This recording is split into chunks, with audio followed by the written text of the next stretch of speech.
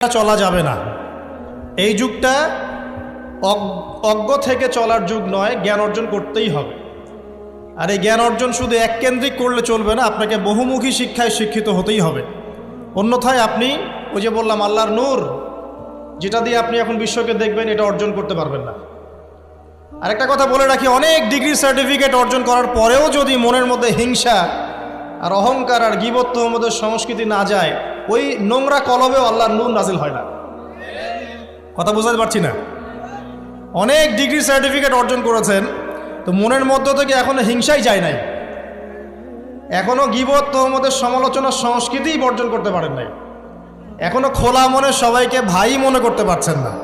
সংকীর্ণ মন, একটা ছোট মন নিয়ে ছোট লোকের মতো আপনি চলাফেরা করেন, এই মন নিয়ে চললে আল্লাহর নূর নাজিল হবে না।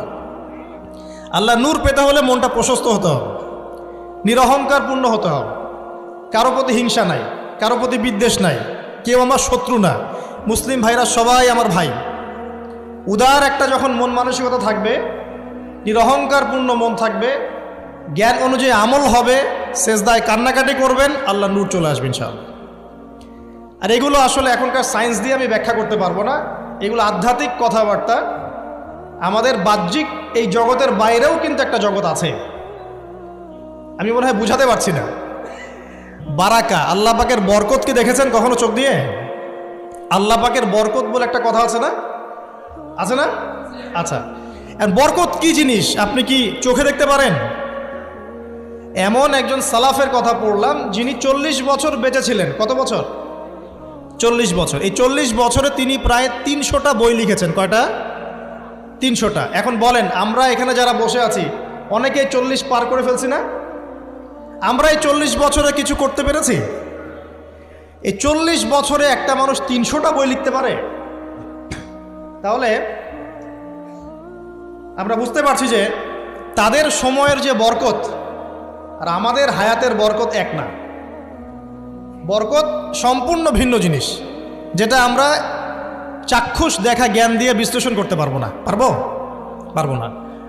আরো বোঝাচ্ছি, দেখুন রাসূলুল্লাহ সাল্লাল্লাহু আলাইহি ওয়াসাল্লাম সারাদিনে কত কাজ করতেন। তাহাজ্জুদ পড়তেন, শেষ রাত্রে উঠতেন, রাতের এক অংশ ঘুমাতেন, আরেক অংশ উঠতেন, উঠে তাহাজ্জুদের নামাজ পড়তেন, লম্বা কেরাত, মানে এক রাকাতে প্রায় 4 পারা কোরআন তেলাওয়াত করেছেন। এক রাকাতে 4 পারা। আমরা তো 4টা আয়াত পড়লেই একদম তাড়াতাড়ি রুকু করতে হবে, দাঁড়ায় থাকতে পারতেছি না। তাই নামাজ তো ডিজিটাল, এখন যুগের সাথে সাথে নামাজও কি ডিজিটাল। অনেক মসজিদে নামাজ পড়লে মনে হয় ইমাম সাহেব পেশাব পায়খানা চাপ নিয়ে নামাজ পড়াচ্ছে মনে হয়, তাড়াতাড়ি নামাজ শেষ করতে পারলে বাঁচে। আবার দেখা যায় মাঝে মাঝে যে নামাজ মানুষ পড়াচ্ছে, পড়তেছে না, মানে নামাজ পড়ানোর দায়িত্ব সে পালন করছে, নামাজ নিজে পড়তেছে না। তো এই ডিজিটাল নামাজ না। নবী সাল্লাল্লাহু আলাইহি ওয়াসাল্লাম এক রাকাতে 4 পারা কোরআন তেলাওয়াত করেছেন, প্রায় 4.5 পারা তাহাজ্জুদের নামাজে। তখনই তো গিয়ে পা ফুলবে। এই যে পা ফুলতো, এমনি এমনি পা ফলে? কতক্ষণ দাঁড়ায় থাকলে একটা মানুষের পা ফলে? তো নবী সাল্লাল্লাহু আলাইহি ওয়াসাল্লামের পা ফুলে যেত, পা মোবারক ফুলে যেত। লম্বা সালাত পড়তেন, সালাতের পরে আবার কিছুক্ষণ ডান কাতে শুয়ে থাকতেন সুন্নত পড়ে। বেলাল রাদিয়াল্লাহু আনহু এসে ডাক দিতেন, তিনি গিয়ে মসজিদ নববীতে নামাজ পড়াতেন। ফজরের নামাজও হতো লম্বা, কেরাত হতো লম্বা। নামাজের পরে আবার সাহাবীদের সাথে কথাবার্তা বলতেন, দ্বীনি বিষয়ে মোজাকারা করতেন।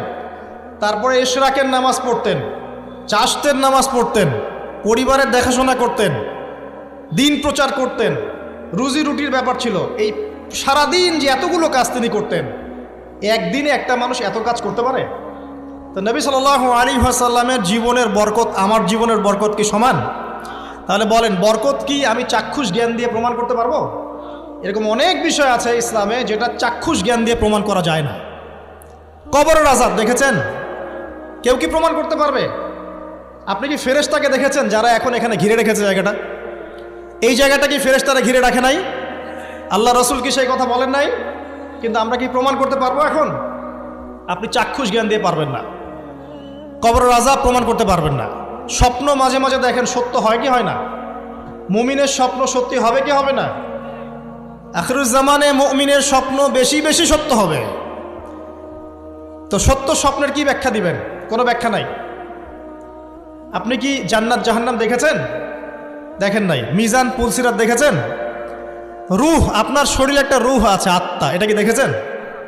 এখন এই যে বিষয়গুলো দেখা যায় না, আধ্যাত্মিকত্ব, বারাকা, আল্লাহর নূর, কবরের আযাব, পরকাল, ফেরেশতা, জিনজাতি, তো এগুলোকে আমরা তো বাহ্যিক জ্ঞান দিয়ে ব্যাখ্যা করতে পারবো না, পারবো?